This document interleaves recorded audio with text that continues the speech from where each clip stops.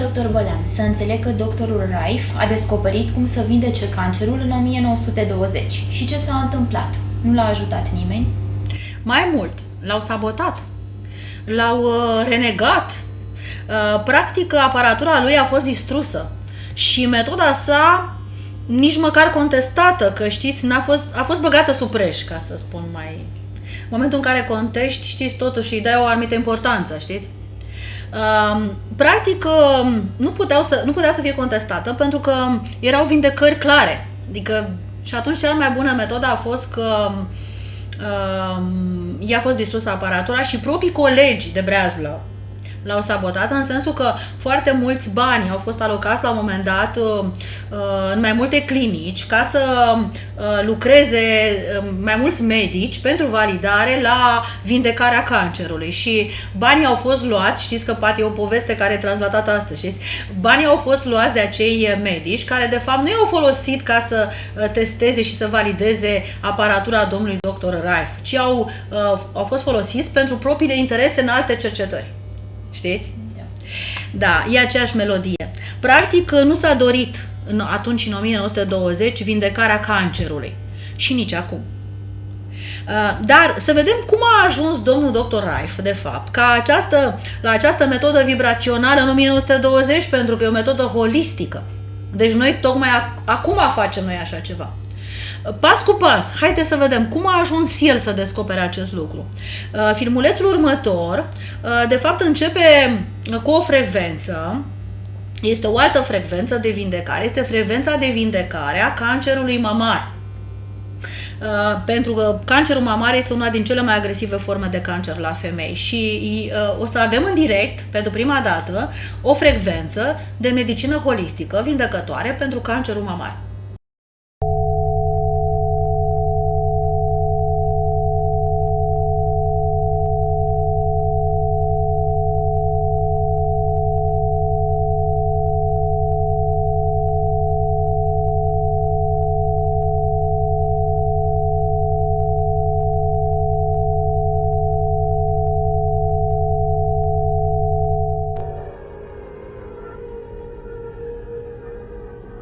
The concept of a virus, as we understand it today, originated with Dr. Thomas Rivers, who, in 1926, authoritatively stated that a virus can only grow within the pre-existing metabolism of a host cell.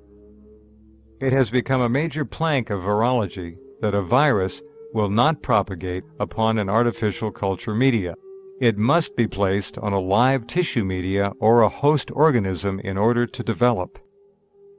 But before virology became a science, the term virus was used to denote any pathogenic microorganism that was one order smaller than a bacteria, too small to be seen.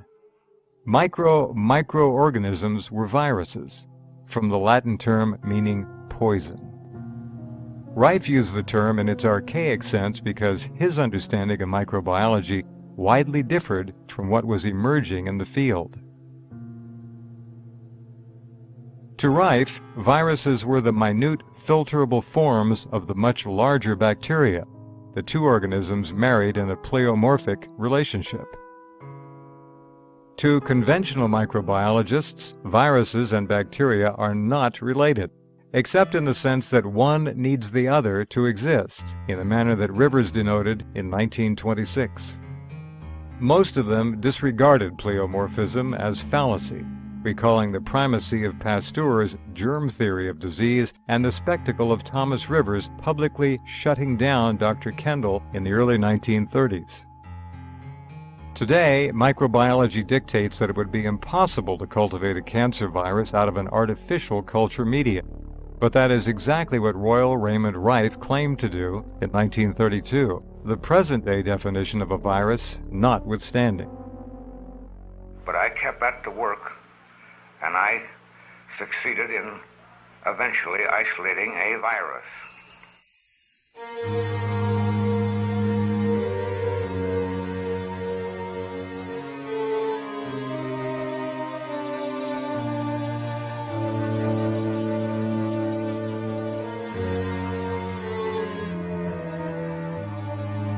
We put this that you see here, this so-called VX, is I term it, the prisms are set at a certain degree of refraction for light, and we see a purplish-red organism that is highly mobile.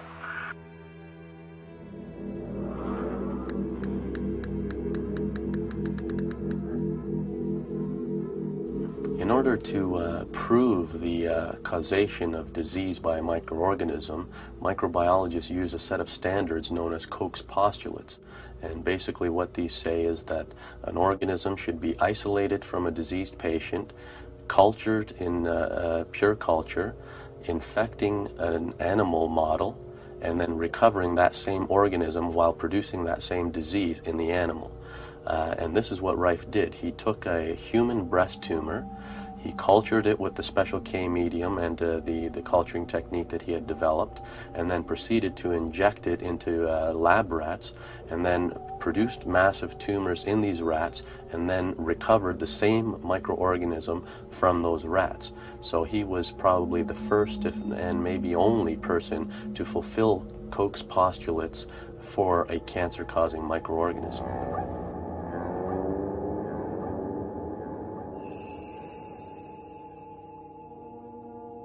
The transformation, as you term it, or what we term the transitional state of these organisms, is accomplished by the media upon which we grow them. That's all. All right. We take this BX we have, isolated directly from an unulcerated breast mass. We alter the media. We no longer have what we call a BX. We have what we call a BY. This will no longer pass the W filter. We use a much coarser porosity known as the N filter. All right. Now we alter the media again, and we find a monococcoid organism. This organism can be seen readily with the good research microscope, with a proper staining and method, and we find it only in the monocytes of the blood. Now, we alter the media once again. We come from our fluid medias into a hard base of media. We use either asparagus or tomato with our auger. We no longer have here a BX. We no longer have a BY. We no longer have a monococcoid organism that we find in the monocytes of the white cells of the blood, but we have a Cryptomyces pleomorphia fungi with all its 14 stages clear from the original hyphae up through the spores and the ascospores, on down the line.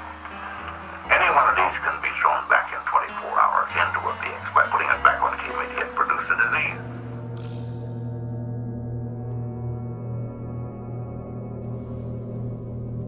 Knowledge of this fungal transitional state came to Rife through independent research being conducted by another bacteriologist, Dr. Cameron Gruner of Canada.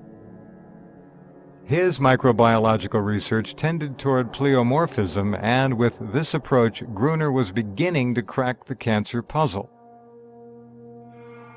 It was all a matter of the medium. Gruner's media was based upon an asparagus agar which grew a fungus from cancerous blood. Kendall's media, which Rife used, was a protein broth, which grew a virus out of cancerous tissue. When Rife and Gruner collaborated in the 1930s with the tools of Rife's laboratory to aid them, they discovered the following remarkable facts. When a sample of Gruner's fungus was cultured on K media, the so-called BX virus emerged. They could, in effect, by changing the media, turn a fungus originally grown out of cancerous blood into the virus-sized BX organism, itself grown out of cancerous tissue. To further confirm the connection, they tried culturing Rife's BX in Gruner's asparagus agar. The result, BX changed into Gruner's fungus. These experiments were repeated hundreds of times and in the end left no doubt in the mind of Rife or Gruner. There is a microorganism associated with cancer, and it is, by nature, pleomorphic.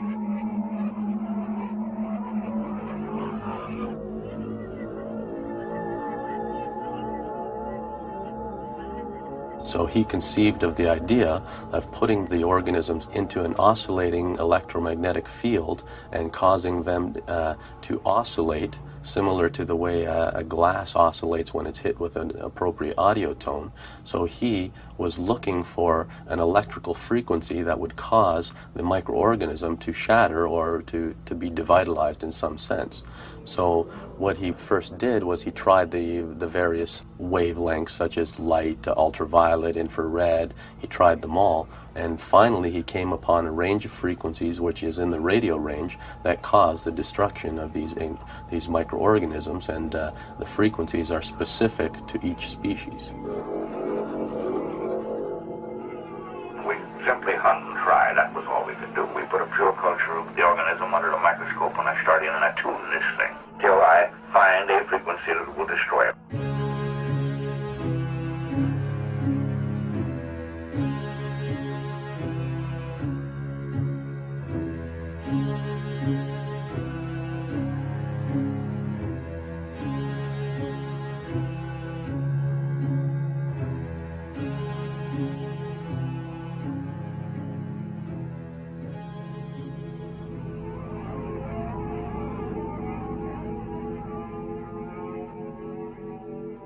By the end of 1932, Rife had isolated a virus from cancer.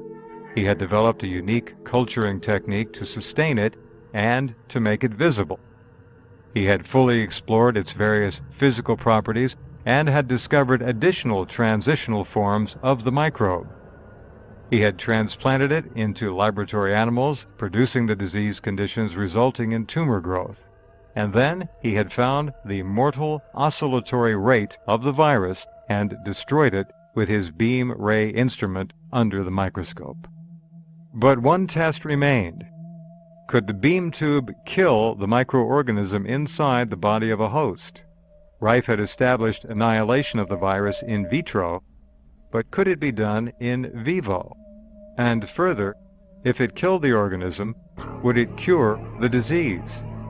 Pleomorphists, like Rife, believe that the relationship between a germ and a disease is more complex than a simple cause and effect arrangement. As we have seen, the arrival of a microorganism in a body does not necessarily always come from an external source, but may instead be, as some claim, the result of a pleomorphic transition from another form of the germ that is already inside the body. Would this complicate the notion of killing the germ and thus curing the disease? I guess with allopathic medicine, though, in the germ theory, the basis is that we are attacked by external microbes, viruses, bacteria, and anything in between, and that's what's infecting our body. But pleomorphists would say that if the environment is right in our body, yeah, that can happen, but at the same time, any existing microbes we have in our body can have evolved to a higher pathological form and create disease. Okay, so as we pollute our bodies more and more with physical toxins, emotional toxins, etc., yeah, it lays the foundation for disease to develop, where one microbe can be a virus, a bacteria, or a fungal form, depending on its environment.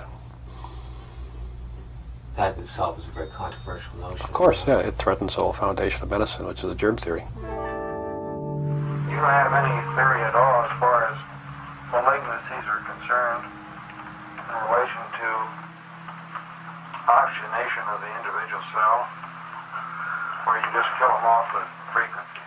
Well, we devitalize them by this frequency in the work we've done thus far with this thing. But now, here is the thing. The effect of a disease on an individual depends greatly upon the balance of the metabolism of that individual from a neutral pH. Because I sincerely believe if the body is in an absolute normal pH, it's susceptible to no disease. Because in our test tube showed that it won't anything grow on a neutral pH medium, regardless of what kind of a medium, whether it may be, whatever it is. So what it means is you have to have a pre-existing condition in the terrain for the microorganism to take root or take hold. And then the microorganism will adjust the terrain again to make it its own environment more permanently. They do this by producing their own species-specific acids. They convert acids that come into the system into, for instance, mucorracemiosis would convert it to lactic acid, and Aspergillus niger would convert it to citric acid. But these are the acids that they use in their environment. They're their nutritive medium, and they create them themselves.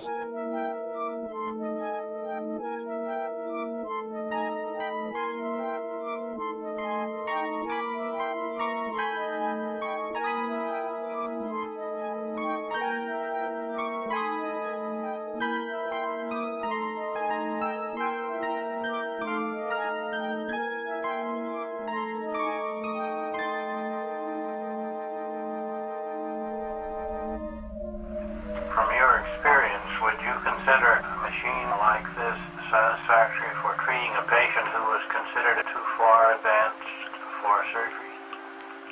Yeah, because our 16 cases we had in La Jolla, you can imagine what they gave us, you know. They come in ambulances. You can imagine what they gave us. So with the successful animal experiments that Rife conducted, then Dr. Johnson convinced him that they should do a trial on humans. And Rife was hesitant at first, but then consented on the condition that a team of medical specialists would be involved. Dr. Couch describes his impressions. When I was told about this Dr. Royal Rife and how he had a machine out at the Scripps Institute, I went out to see about it and became very much interested in seeing the cases which he had. And the thing that brought me into it more quickly than anything was a man who had a cancer of the stomach. This was a man who staggered into a table just on the vast end of cancer. He was a bag of bones. And as he lay on the bed, Dr. Rife, Dr. Milbank Johnson said, "Just feel that man's stomach, doctor." So I put my hand on his stomach, which was one solid, hard mass, about just what I could cover with my hand. And it was absolutely solid. And I thought, well, nothing can be done for that. However, they gave him a treatment of the Rife frequencies, and in the course of time, to my astonishment, he completely recovered. De fapt, ce spunea domnul doctor Rife? Cercetările lui în microbiologie, pentru că el a lucrat și a colaborat și cu foarte mulți specialiști, cei mai de vârf în domeniu în 1920, tindeau către pleomorfism, către teoria pleomorfismului. Și cu această abordare flexibilă, că era, o să vedeți, foarte interesantă pentru acea vreme, el a început să spargă această enigmă a cancerului. Practic, el a fost o persoană vizionară în perioada aceea. A fost un medic de excepție care spărgea tiparele. Înțelegeți? Totul depinde, ce spunea el? Că totul depinde de mediu. Păi asta știm deja asta. Deci noi am avut emisiuni în care se știe că totul depinde de mediu. În 1920 nu se știa acest lucru. El, când a spus acest lucru, a fost o persoană care a fost un cercetător, un om de știință care, de fapt, aducea o informație, vedeți, validă de-a lungul timpului, pentru că, într-adevăr, știm că totul depinde de mediu. Dar domnul dr. Rife și domnul dr. Gruner, pentru că a lucrat cu foarte mulți în jur, dar el a fost persoana care a răsărit cumva, el a adus, de fapt, informația, ei doi au demonstrat că există un microorganism asociat cancerului, un fel de virus, așa. Și este prin natura lui pleomorf. Ce înseamnă asta? Că poate suferi mutații, transformări, adică poate să meargă de la un moment dat dinspre virus, spre bacterie, spre ciupercă, adică poate să se plieze. Deci are niște capacități foarte mari, ceea ce înseamnă că e foarte rezistent. Și atunci s-a gândit cum să-l distrugă. Și automat celula canceroasă care îl conținea. Practic, distrucția era nu numai asupra virusului, ci asupra celulei. Și l-a distrus printr-o frecvență electromagnetică. Practic l-a dematerializat. Pentru că am văzut în emisiunea trecută cum o frecvență cu câmpul electromagnetic materializează. Am văzut pilitura de fier cum se ridică. Ați văzut în emisiunile trecute, când am vorbit despre unde. Păi dacă noi putem prin unde electromagnetice să materializăm, prin unde electromagnetice putem să și dizolvăm, putem să și dematerializăm. Și așa i-a venit la ora aceea, în 1920, domnului dr. Rife, o idee de medicină holistică, de fapt. El făcea la ora asta o revoluție, de fapt, în fizica cuantică. Și am văzut că a ales frecvențele gamma radio, deși există multe frecvențe, am văzut o groază, și a ales pe cea mai potrivită și a ajuns așa la anumite frecvențe RAIF. Și filmulețul trecut a început cu, am văzut frecvența RAIF pentru vindecarea cancerului mamar. Această teorie a pleomorfismului, susținută de către doctorul Raif, arată că microorganismele virulente, pentru că sunt agresive, nu provin obligatoriu din exterior, că noi așa zicem, că noi ne îmbolnăvim din afară. Dar cancerul nu este contagios. Știm acest lucru. Deci noi nu luăm cancer de la nimeni. Dacă nu luăm de la nimeni cancer, înseamnă că este rezultatul transformării în propriul corp. Cu alte cuvinte, noi ne formăm propriul cancer. Și asta este o idee chiar la care trebuie să ne gândim toți. Și medici și pacienți. Adică, dacă mediul din corpul nostru, unde se dezvoltă acest cancer, în care apar celule canceroase necontrolabile, da, este potrivit, adică potrivit de rău, adică negativ, vreau să spun, atunci aceste microorganisme care ele sunt acolo, existente, pot evolua către forme agresive, patologice. Practic, ce este cancerul? Cancerul este o inflamație cronică progestionată. Adică undeva la un moment dat corpul este setat să o rezolve și încearcă ca de obicei în orice inflamație să o rezolve cu sistemul imunitar. Dar el la un moment dat nu mai poate să o facă. De ce? Pentru că nu mai sunt condiții vindecătoare, adică mediul nu-i mai priește, știți, să facă acest lucru. Dar ce sunt dacă nu sunt condiții vindecătoare? Sunt condiții vitrege. Și ce condiții vitrege pot să fie în corp? Depoluare continuă a corpului cu toxine fizice, adică mâncăm prost, bem prost, da? O apă, de exemplu, care nu este bună, nu e alcalină, și emoționale, că și emoțiile pot să fie, de exemplu, toxine.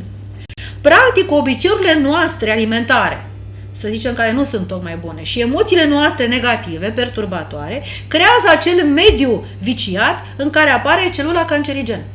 Noi avem o mare problemă că în momentul în care vorbim de cancer, vorbim de dușmanul nostru. Să știți că nu. Celula canceroasă este cel mai bun prieten pentru om.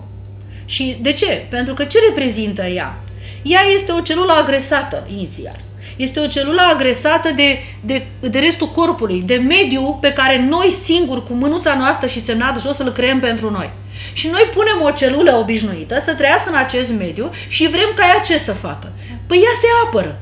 Și ce va face ea? Ea se va dezvolta, va deveni și ea agresivă. Și începe o bătălie între celulele canceroase și noi și ghiciți cine câștigă? Celulele canceroase.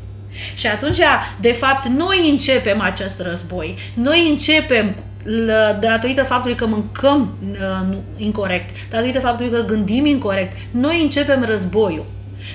Celula canceroasă n-ar deveni canceroasă, ea în general ne arată că noi avem o problemă, că noi suntem agresivi.